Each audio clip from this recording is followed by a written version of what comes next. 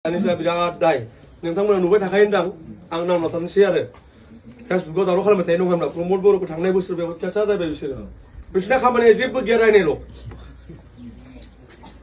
सासे दं थेख्ला ख्ला लिडार आरो हा बिक्रम होननाय बे उदालगुरिनि ओमफ्राय बेना मा स्ट'रि जों मिथिला हो पार्सनेल थांनो मोना आं बेखायनो थाङा थेवबो आरो कास्टम होननाय सासे फैलायबाय जोंहा कास्टमा मा जाखो दाना आगोल मोनसे समाव बिराद रायोमोन माबाखौ हाग्रा महिलारिखौ हरखाब मा मा जानायखौ बहाबा होखारजाबाय नेपसुनिफ्राय दाना फैनानै माबा एजेपिआव हाबैलायबाय असमियाफोरनि आसाम जातीय परिषद होननाय बेयाव मा जालायखो मिथिला दाना बेयाव फैलायबाय हा ओमफ्राय बेहाय फैनानै प्रमद बर'खौ रायनाया खामानि जाबाय बेना जेबो गैया रायनोल'सो नांगौ रायनाय सोंखारिनाय सावरायनायनि गेजेराव मोनसे डिफारेन्स थायो आंबो एखनबा सावरायो आरोखि सोंखारियो आंबो नाथाय बै रायनाया मानो रायनो नङा होमबा बेनि उनाव फैलायबाय जोंहा प्रहलाद होननाय सासे क'क्राझारनिनो बेहाबो खामानिया जेबो गैया रायनांगौ सोरांनांगौ रायनांगौ आरो नन स्टप माखौ रायगाव मिथिबावा बे सासेबो राय गैया बे जेसेबां मानसि दङ ओमफ्राय सोर सोर होनगोन आं बिक्रम कास्टम प्रहलाद आरो सोरमोनलाय रिन्जय बेहाबो ओरैबायदि स्ट'रि बेना बुंनो गाज्रि बर' हारियाव धोरोम लानानै मोनसे स्ट'रि जाबाय थायो आरो हा आंनाथ' जेबो गैया आंना बर' नालाय बर' सोर मा धोरोम फालियो आंना जेबो खोथा गैया बेजों आंना गिबि सिनायथिया बर' आरो हारिखौ नायनो थाङोबा बेहा उदालगुरियाव माने ख्रिस्टानफोरा एसे बुरजा दङ ओरैबायदि भाइरेल जाबाय दाना बेहा बिजेपिआव हाबहैबाय माबानिफ्राय एबसुनिफ्राय ओंखारनानै दाना बे प्रब्लेमा मा जाखो खालि ख्रिस्टानफोराल' एमसिएलए एमएलए जाबाय थायो माबायाव उदालगुरियाव बेखायनो बेहा रागा जोंनानै बिजेपिआव हाबहैबाय दाना ओरैबायदि रायबाय आं दाहाय हरनो नाजागोन नोंथांमोननो नोंथांमोना हायोबा खोनाखाबाय होनदां खोनायाखैना भाइरेल भिडिअ मोनसे दङ बिना अडिअ हा ओरैबायदि रायबाय दाना बे ख्रिस्टानफोरखौ बे माबायाव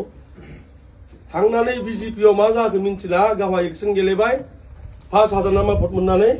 फैनाय जानानै बेयाव फैलायबाय दाना बिपिएफआव आरो खामानिया जेबो गैया बेना दा रायनायल' दा बर' हारियाव सोरबा मा धोरोम फालियो हा बेखौ लानानै धोरोमनि मुङाव जेला मानसिखौ रायलायबाय थागोन नङा होनबा बेथ' एक्सेप्टेबल नङा आरोखि बे जिनिसखौ जेसेबां सोंखारिजाथाव फाग्ला फाग्ला मानसि दङ इउथफोर दङ बेहाय फैजोबबाय लाइमोन लिडारनि बिसोरो लाइमोन लिडारा दा सोंथिया मा जादों थांनाय 6 दानाव बिपिएफ सरकार दाबाय 28 जन मानसि लानानै बिसोर सरकार दाबाय बिथांमोना बिराद स्ट्रं मोनसे सरकार थांनाय 6 दानाव बिथांमोना लाइमोन दैदेनगिरि महरै दा स्टार केम्पेइनार बिथांमोनानो ओंखारगासिनो बे साननैसोआ 56 स्टार केम्पेइनार जाहैबाय बे 6 स्टार केम्पेइनारा बे 6 दानाव मा मावखो बर' लाइमोनफोरनि थाखाय हारिखौथ' बाद दोन आं बुंखाबायना हारियाथ' बिसोरनिया खालि धोरोम लानानै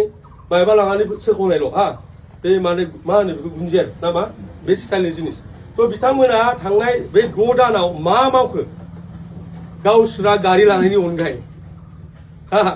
गावसोर गारि बायजोब्बाय गारियाबो खम दामि गारि नङा गाज्रि मोनदों नामा एसे पार्सनेल खोथा बुंनायखौ बे पार्सनेल खोथा नङा एक्सुवेलि सोरबा मावै दाङै गारि लानानै जोंहा बुंनांगौ जेबो गैया नङा होनबा नों खस्थ' मावदों बिजनेस मावदों साक्सेसफुल जादों खोथा गैया नाथाय 6 दानाव ओरैबायदि बबेनिफ्राय बेखौ मा होनो आलादिननि साखिना माबा मोनसे होननानै बुङो आरोखि माने जेराव बुंबानो जालांजोबो गासैबो 6 दानाव बहा मोनखो बिसोरो नाथाय गावसोर लाबाय थिग दङ बेनि अनगायै बिपिएफनि जेसेबां थांनाय बोसोरबायाव प्राइमारि लेभेलाव ब्लक लेभेलाव खामानि मावबाय थैथां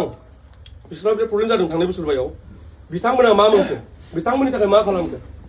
स' आं बेखौनो बुंगासिनो बिपिएफनि जेसेबां मानसिफोर दङ बिथांमोना दा बे बाथ्राखौ साननायनि सम फैबाय बिथांमोना मा मोनखो मालाय बे साबाया दामि दामि गारि लाबाय नङा होमबा हस्पिटालावनो बिसोरसो हस्पिटाल लावाखै थांनाय बोसोरबायाव ब्लकआव सानथ्रुहायै ब्लकनि वर्कार दङ सानथ्रुहायै प्राइमारिनि वर्कार दं बिथांमोना मा मोनखो बै 2 लाखनि जाहोदों जोंनाव आरो सासे दङ दाख्लै आंनि खाथियाव फैदों आरो बे आंनो खोथा फैदों काहिनिखौ आं नांगौबा गासैबो होजोबनो हायो बिनो 30,000ल' होबाय 1,70,000 लानानै थांबाय बिनिफ्राय दिहुननानै 2 लाख होनायखौ बेहा मालाय सार्टिफिकेट दङमोन माबा कम्पिउटारनि दखान मोनसे होयोमोन आरोखि डिटिपिनि बिनाव दा 30,000ल' होदों बिनो 1,70,000 लानानै थांबाय बिनिफ्राय बे बिसोरनि लिडारशिपआ बे होनबा इउथ लिडार दि होनदों लिडार सासेया मा खालामनांगौ लिडारा गाव लाग्रोयो ना दस्राखौ लाना थांनानै दावगाहैयो दस्राखौ स' बेनो आङो दा जों सावरायदों जोंहाथ' बुंथिनांगौ जेबो गैया नाथाय बे बाथ्राखौ नोंथांमोना सोरबा लोगो दङबा BPF नि बिथांमोनसो बुंनांगौ जे नोंथांमोना मा मोनखो बे 6 दानाव मालाय बे 6 जनसा गारि लाबाय दामि दामि नङा होमबा नोंसोरा मा मोनखो जेबोथ' मोनासै बे थांलाबाय दाना ओमफ्राय आं खोनागासिनो मा बे जायगायाव फैनानै सासेल' एसे मुंदांखा मानसिया फेरेंगा बसुमतारी बिथांखौ रायबाय थादों जाहैबाय बेनो जाहैबाय सांग्रां डक्टर सांग्रां ब्रह्म नङा होमबा डक्टर सांग्रां ब्रह्मखौ आं बिदा लिङो आदा आरो बिथाङा क'क्राझाराव थायोमोन नालाय सिआइटिनि लाइब्रेरियान इउनिभारसिटियावबो हाबैबाय गोबाव सम लोगो मोनलायाखैमोन दाख्लै मोनसे मिटिङाव लोगो मोनदों हरखाबनो दा बाथ्राया मा जादों भस्मासुर होननाय मोनसे केरेक्टार दङ मिथिना मिथियाथाय एकदम हिन्दु धोरोमनि आरो बे भस्मासुर जिनिसा माने सासे भस्मासुरा बिराद तपस्या खालामबाय आरो बे खालामनाय दाना बे महादेबा नुजाफैबाय बेजों महादेबखौ महादेबा नुजाफैबाय दाना नुजाफैबाथाय मा नांगौ होननांबाय महादेबा बेनो मा नांगौ दे बुंदो आंखौ माने एथ' खुलुमगासिनो होननानै बे ओरैबायदि बोर बिबाय दाना आंनो ओरैबायदि बोर हो महादेब आं जायनि खर'आव दाङो बेनो खामलांनांगौ होनबाय बे दाना ओरैबायदि बोर नांगौ बेनो फाग्ला मानसि बे सासे दाना महादेबाथ' खुलुमबायना बेथ' बिराद दिलदार मानसिना महादेबा भगबान आरो दै बेबो बर'फोर बायदिनो फाग्ला मानसि आरो सासे माबाया भगबानानो दाना बे बुंबाय थ'थास्थ' होनबाय माने जाथोंसै बिदिनो होनना आरो होबाय दाना बेनो होनानै बे काहिनिया एसे आलदा आं बेसिम थांला बेहाय एसे हौवा हिन्जावनि खोथा दं आं बेसिम थांला दाना बे मा जागोन भस्मासुरा बै महादेबखौनो होसोबाय दाना नोंनि खर'आव दांलायनांगोन होननानै नों जोङोना खामोना खामोना होननानै अत्याचार होसोबाय बेखौ बे सोरगो मा होनो बेखौ सोरगो मर्त्य नरक ना मा होनो फारथिंबो हालाबाय महादेबा ओरैबायदि अत्याचार दा बे जाबाय जोंना डक्टर सांग्रां ब्रह्म आदा मिथिबाय बे जाबाय भस्मासुरा जाबाय आदा सांग्रां माबायदि हाबाय इउपिपिएल दाबाय आं बै समाव इउपिपिएलखौ सोंखारिगासिनोमोन आंखौ रागा जोंलाय रागा जाबाय बे रागा जोंलायनो आंखौ फेसबुकावनो ब्लक खालामबाय दाना मानसिया बै समनि बाथ्रा आरो माबानि कर'ना भाइरासनि समनि बाथ्रा दै दाना आदा सांग्रां माबादि भस्मासुर मिथिबाय ना प्रमद बर'आनो गासैबो होबाय बेनो नङा OSD जाबाय OSD सासेया माबा मोना गार्ड मोना नाथाय बे जाबाय फार्स्ट OSD हिस्ट्रियाव जायहा सानै नामा गार्ड थायो स्कट लायोमोन गासैबो जिनिसखौ बेनो इउपिपिएलानो होबाय नङा होमबा OSD बानायबाय बेखौ OSD माने मा ओरैनो सिम्पल बुंनो थाङोबा PA आरो PA नि एसे गोजौ लेभेलनि माबा आरो बे PA OSD आरो दा बेनो गासैबो होबाय प्रमद बर' आरो सोरखो इउपिपिएल पार्टिया नङा होनबा दाना बिथांनो टिकेट नांगौ जालायबाय आच्छा नोंथांनो जुदि टिकेट नांगौ नोंथाङा OSD मानो जादोंमोन नङा नोंथांनो जुदि टिकेट नांगौ नोंथाङा जुदि सिमां दङ इलेक्सन गेलेनायनि नोंथाङा पार्टिनि बिबान लानानै पार्टिखौ स्ट्रं खालामनांगौ नङा होमबा गावनि मोनसे जायगा बानायनांगौमोन आं इलेक्सन गेलेगोन होननानै बिथाङा OSD जाबाय बेफोरखौ जेबो सानासै थाखा फैसा एसे खामायबाय लास्टआव टिकेट नांगौ जालायबाय दा सासे मानसिनिथ' गासैबो जिनिस होनो हायाना नङा दा जों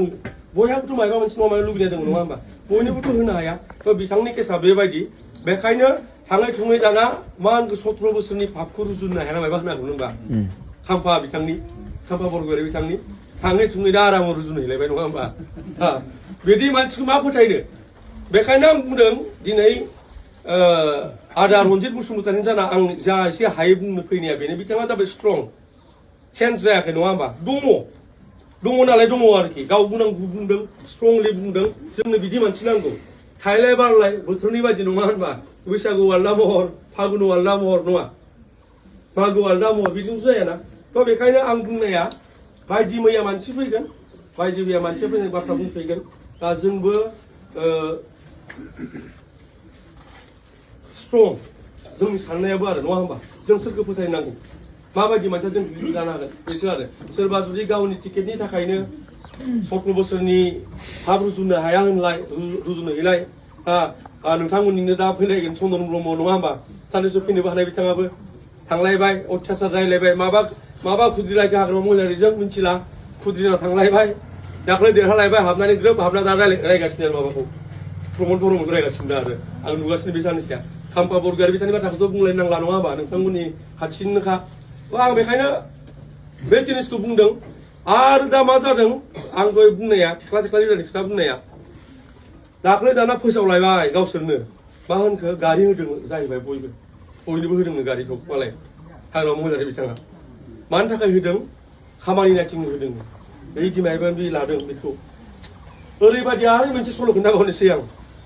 बै राजा आरो मोख्रानि माबा मोनसे सल' दंमोन नोंथांमोना गोसो दंना गैयाथाय माने राजाया ओरैबायदि फोथायबाय मोख्राखौ गावनि सान्थ्रि गाहाय बानायना लाबाय बेखौ मोख्राखौ गावखौ नेग्रा आरो दै गावखौ बेंग्रा जोंना जेरै थाफाया होनबा सिलाय लानानै दाना ओरैबायदि फोथायो आरो बेखौ ओमफ्राय मोख्रायाबो बिराद माबा मार आरो फोथायथावना मार आरो बेखौ फुल भरसानि मोख्रा आरो बै माबाखौ सेबग्रा होग्रा दाना सानसेखालि राजाया उन्दुनायाव थाम्फै मासेया बाफैबाय थाबाय बेहाय खस्थ' होबाय थाबाय बेखौ राजाखौ दा राजाना थुरमाल दिहुननानै लागायबायना दाना थाम्फैखौ बुथारदों नङा होनबा आंनि राजाखौ मानो डिस्टार्ब होबाय थादों होननानै होबाय बे माबाखौ दाननाय मोनसेया थाम्फैया बिरलांबाय मालाय राजाया नुब्ला मिथिबाय दा बे काहिनिया जागासिनो बिक्रम मोना हाग्रामा महिलानि बिराद बिश्वास आरो बिसोर दै हाग्रामायाव फोथाय बिथांमोनखौ आरो बिथांमोनाबो बिराद हागौमानि फोथायजानो नाजाबाय थायो आरो दा बै मोजां खालामनो नागिरनायावनो बै मोख्राया खालामाखै होनबा बासायनो नागिरदोंमोन उल्था थैबायसो राजाया दा बिसोरना सेम काहिनि जागासिनो गभर्नमेन्टनि खामानिखौ रावबो पार्टिनि मानसिया नाया नोंहा इडुकेसन रिलेटेड माबा खालामदोंबा बेखौ पार्टिनि मानसिया मा नायनो बेलाय पार्टियाथ' सरकार नङा पार्टियाथ' माबा नङाना अफिसियेल जिनिस नङाना डिपार्टमेन्ट दङ इडुकेसन डिपार्टमेन्टआव अफिसारफोर दङ बिसोरसो नायगोन बेखौ नायनो आंनो गारि होनांगौ मा दङ नङा होमबा बेखौ नायनो बे आदानो गारि होनांगौ मा दङ जोंनि पार्टिनिले होननानै पार्टियाथ' नायाना बेखौ दा बिसोरनि प्रब्लेम बे जागासिनो होनलायबाय दाना बयनोबो होदोंनो गावहानो गाब्रबायना दाना बेना फेसबुकाव जेसेबां लिरो बयबो होनो जों मोनाखै होननाय बिपिकनिफ्रा बै प्राइमारिनिफ्राबो मोनाखैना सोरनो होनो बिजोंथिया मोनबाय मालाय जायफ्रा नांथाबबाय थानो हायो जायफ्रा थांनाय बोसोरबायाव अत्याचार खामानि मावबाय मोनजाया मोनलोङा बिथांमोना जेबो मोनासै दा बेबायदि काहिनि बेखायनो जों नाजानाया माबोरै मोनसे मोजां थासारियाव बेलेन्सनि खोथा बुंनाया दङ बेलेन्स मेनटेन माबायदि खालामनो हायो जों बेखौ खालामनो नाजादों दा जोंनि थांखिया मा बोरैबा जुदि 8 जनसे सरकारा जोंहा मोननै खाबु दङ जों बिराद खाफाल गोनां मोनसे बिटिसिआव दङ जोंहा सरकार जों मोननै सरकार मोनो आसामाव मोनसे थाबाय नङा होनबा बिटिसिआव बिपिएफआ दाबाय थिग दङ नाथाय बेजों लोगोसे जुदि जों दा आसामाव इउपिपिएलआ जुदि स्ट्रंलि पार्टिसिपेट खालामहैयो अब्ला मोनसे बेलेन्स जागोन